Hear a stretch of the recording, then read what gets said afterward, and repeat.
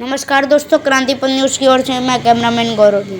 20/11/2022 को पासी समाज जागरूकता मंच द्वारा मचलखेड़ा अर्जुनगंज लखनऊ में वीरांगना उदा देवी पासी का 166वां बलिदान दिवस मनाया गया, जिसकी अध्यक्षता रमाशंकर भीम एडवोकेट तथा संचालन रामफेर निराला ने किया।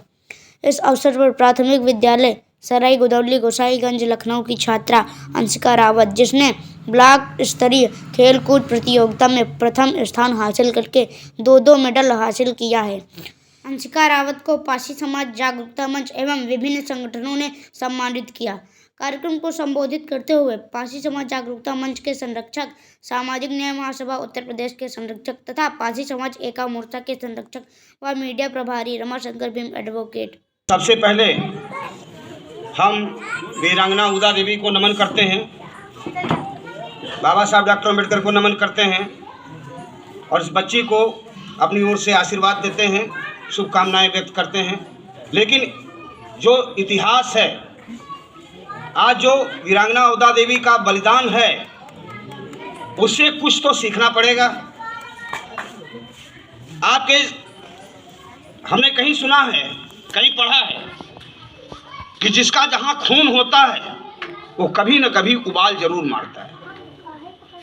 और जिन वीरांगना उदा देवी का हम बलिदान दिवस मनाने जा रहे हैं, उनकी जड़ें इस अर्जुनगंज से भी जुड़ी रही हैं।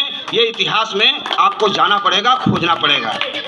बहुत सारे लोगों को जानकारी नहीं है, लेकिन ये सच है कि नाले के उस पार जो बिबियापुर फार्म था, बिबियापुर की जो कोठी थी, बताया जाता है कि जिस समय मक्का पासी शहीद हुए, उसके बाद जब वीरांगना उदा देवी ने 36 अंग्रेजों को मार के गिराया, आज सब लोग उदा देवी के वंशज बनने के लिए आतुर हैं।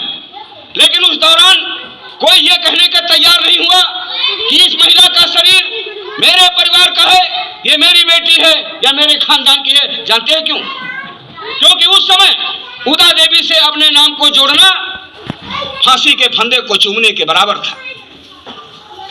पढ़िएगा, खोजिएगा, हुआ क्या है कि कहीं से अंग्रेजों को पता चला कि उदा देवी के पति और उनके वंशज ये बिबियापुर कोठी जो है उसमें रहा करते थे, तो अंग्रेजों ने उस कोठी को पूरी तरह से नेस्ता नाबूद करा दिया। जान बचाकर कुछ लोग आए थे और इसी मोहल्ले में रहे थे, और इसी मोहल्ले के वंशज मुरारी रावत हैं, खानदान के लोग हैं। उदा देवी का खून कम नहीं खोला, आज खोल रहा है। उदा देवी का खून जाग चुका है, और जब उदा देवी का खून जागेगा तो क्रांतिकारी लोग पैदा होंगे।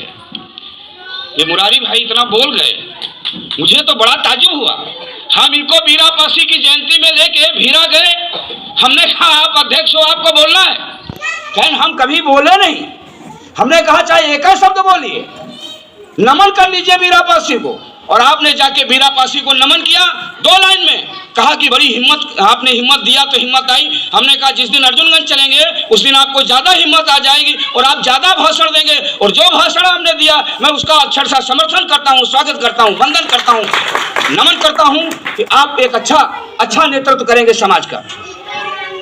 कुछ इतिहास आपको जानकारी नहीं है, लेकिन मेरी आवाज जहां तक जा रही है अर्जुनगंज के वासिंदों, पासी भाइयों, इस पर चर्चा जरूर करना।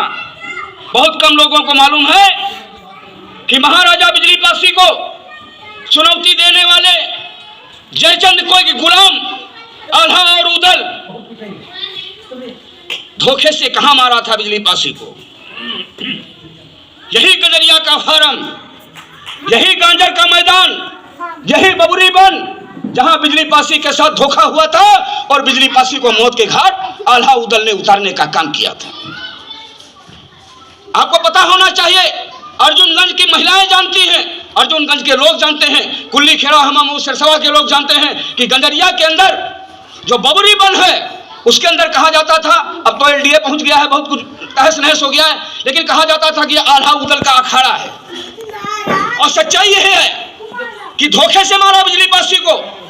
आल्हा उदल को उस बबुरी वन में बिजली पासी ने जहां जहां दौड़ा के रगड़ के मारा था, वहां पर बबूल नहीं उगते थे। 100 kilometre 1000 square feet 5000 square feet के अंदर वो जमीन थी जहां पर बबूल नहीं उगते थे। चारों तरफ बबूल थे। जाओ पता करो, जो लोग गंजरिया के अंदर लकड़ी लेने जाते थे पता करो ये सच्चाई है कि नहीं है, फिर रमाशंकर भीम को फोन करना। बिल्कुल सही है, हम भी देखा है। इतिहास राजा बिजली पासी अमर रहे, अमर रहे, अमर रहे, बिजली पासी अमर रहे, अमर रहे, अमर रहे, और आपको बता दें, अमर रहे, अमर रहे। जब महाराजा बिजली पासी का कत्ल हो गया, हमारी सेना को धोखा किसने दिया था? माफ कीजिएगा, अहमामाओ, अर्जुनगंज, यही के पासियों ने साथ नहीं दिया था। वो धोखा हो गया उनके साथ। यहाँ के लोगों ने कहा था कि आप महाराजा आप आइए, हम आपके साथ कंधे से कंधा मिलाकर लड़ने को तैयार हैं। लेकिन हमारे लोगों ने, नींद नहीं आ रही थी रात में, ज्यादा पी लिया, और सुबह जब युद्ध होना था तो उनके अंदर उठने की कुव्वत नहीं थी, इसलिए महाराजा बिजली पासी का कत्ल हो गया।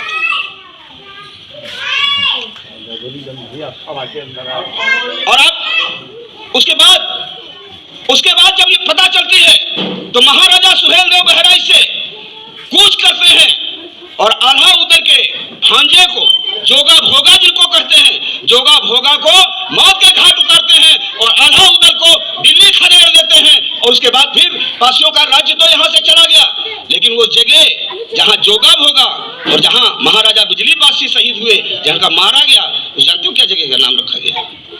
इतिहास को मिटा दिया गया। वहाँ एक कुआं है, एक समाधि है। उस जंगल में किसकी समाधि हो सकती है? वो समाधि को आज नाम दे दिया गया उजरा पीर बाबा, उजरा पीर बाबा। और ये उजरा पीर बाबा नहीं है, ये महाराजा बिजली पासी की शहादत का स्थान है और ये उनकी समाधि है। लेकिन इतिहास की जानकारी न होने के कारण पासी समाज ने अपनी धरोहरों को बचाने का काम नहीं किया, नहीं कर पाए और नहीं कर पा रहे। निवेदन एक करना है, अपनों से लड़ना बंद करो, अपनों के हक के लिए लड़ना शुरू करो। काम ये करने की जरूरत है। जो तुम्हारे हक हुकूक पे डाका डाल के बैठे हैं, उनसे लड़ने का काम शुरू करो। यहाँ के तमाम बुद्धिजीवी लोग कह दिया करते थे कि कहाँ इधर जाना भैया, कोलिया में तो लोग कहते हम चिरेंधापुरवा, क्या नाम बोलते थे गाली में, चिरेंधापुरवा। मतलब यहाँ सब गंदे लोग रहते हैं। जो लोग कहते थे अब उनसे लड़ने की जरूरत है। और यहाँ आके हम देखते हैं कि ये तो ताजमहल बना हुआ है, वो चिरेंधापुरवा नहीं है। जो लोग चिरेंधापुरवा कहते थे उनको बताने की जरूरत है कि ये मचल खेड़ा है, और जब हम मचल जाएंगे तो फिर बड़ा कठिन हो जाएगा, आप संभल नहीं पाएंगे। हमको गंदा या हमको नीचा या हमको आपस में लड़ाने का काम बंद करो। अपने लोगों से निवेदन है कि अपने बच्चों को पढ़ाने का काम करो, पाखंड अंधविश्वास से अपने आप को दूर रखने का काम करो। देवी माता को मानो, हमसे कोई लेना देना नहीं, लेकिन देवी माता को मानने के लिए या बच्चा नहीं हो रहा है किसी बाबा के पास मंत्र डलवाने के लिए ताबीज बनवाने जाने का काम बंद करो। शोषण होगा, अन्याय होगा, अत्याचार होगा। किसी के यहाँ बच्चा नहीं हो रहा, कोई कह दे किसी बच्चे की बलि चढ़ा दो तो तुम्हारे यहाँ बच्चा हो जाएगा, ये सब ढोंग है, पाखंड है। इससे किसी की जान जा सकती है और हत्या करने वाला आदमी जेल जा सकता है। इन पाखंडों से अपने आप को दूर रखो। बच्चों को पढ़ाओ और स्वयं भी पढ़ो। स्वयं भी अभी पढ़ने की जरूरत है सबको। मैं अपनी बात कह रहा हूँ, मैं वकील हूँ, 30 साल से वकालत कर रहा हूँ, और जब तक मरूंगा नहीं तब तक पढ़ना पड़ेगा, क्योंकि बगैर पढ़े वकालत चल नहीं सकती, बगैर पढ़े नजीर हम कोर्ट में दे नहीं सकते। इसलिए निश्चित मान लीजिए, जब हम पढ़ रहे हैं अपना काम करने के लिए, वकालत करने के लिए, ये पढ़ रहे हैं साहित्य लिखने के लिए, ये पढ़ रहे हैं साहित्य लिखने के लिए, तो आप भी पढ़ो अपने अधिकारों से, अपने अधिकारों को बचाने के लिए, अपने अधिकारों की रक्षा के लिए लड़ने के लिए आपको भी पढ़ना पड़ेगा। बगैर पढ़े भी काम चलने वाला नहीं है। अब ये जो आपका पासी समाज जागरूकता मंच है, इसका गठन औपचारिक रूप से चल रहा है। राधेलाल जी, रामचंद्र जी, मुकेश जी, मुरारी भाई, सब लोग लगातार मेरे संपर्क में हैं। हम कहना चाहते हैं कि सब लोग ताकत दो, अपनों को, अपने की टांग खींचने की जो प्रवृत्ति रही है पासी समाज में, उससे अपने आप को दूर करो। टांग खींचो नहीं, अगर कोई लड़खड़ा रहा है तो उसका हाथ पकड़ के संभालो और कहो और आगे बढ़ो। समाज के लिए लड़ना है तो राजनीतिक नफा नुकसान की अनदेखी करनी पड़ेगी। राजनीतिक नफा नुकसान के बारे में मत सोचिए, तब समाज को आगे बढ़ाने के बारे में सोचिए, तभी समाज आगे बढ़ेगा। इसकी हमें कोई चिंता नहीं। नंदरोहन जी, तमाम सारे साथी हैं, सब एक दूसरे से हम सब परिचित रहे, सबसे परिचित रहे, लेकिन एक साथ लोगों को बिठा नहीं पाए। आज हमें खुशी हो रही है कि आप सबके आशीर्वाद से, सबके प्रयास से पासी समाज के लोगों ने एक साथ बैठने का मन बनाया है। एक साथ जब बैठेंगे, एक साथ चर्चा करेंगे। अभी चुनाव होने वाला है, फिर लोग आएंगे। हम किसी का समर्थन नहीं करने जा रहे। राजनीति में चाहे आपका सगा बाप क्यों मैदान में न हो, एक संकल्प ले लो कि जो पासी समाज का आदमी पासी समाज के लिए लड़ता रहा है, पासी समाज के सामाजिक कार्यक्रमों में बढ़ चढ़ के हिस्सा लेता रहा है, वोट उसी को देंगे। उसको नहीं देंगे कि किसी बड़ी पार्टी से आया है या बड़े नाम वाला। दलित समाज के शोषण उत्पीड़न के खिलाफ लड़े हों, तब वोट मिलेगा। जब यह तय हो जाएगा तो हर आदमी जो सभासद बनना चाहता है, जो विधायक बनना चाहता है, जो आगे बढ़ना चाहता है, समाज के लिए लड़ना चाहेगा, समाज में कुछ परिवर्तन करना चाहेगा, अपने समाज के गौरव को हासिल करने के बारे में सोचिए। जो आपका गौरव था, जो आपका सम्मान था, वो सम्मान तभी वापस आएगा। दो चीजें सुधार लीजिए। ये बहुत बदनाम जगह है। आप शराब पीते हो, शराब कौन नहीं पीता जानते हो?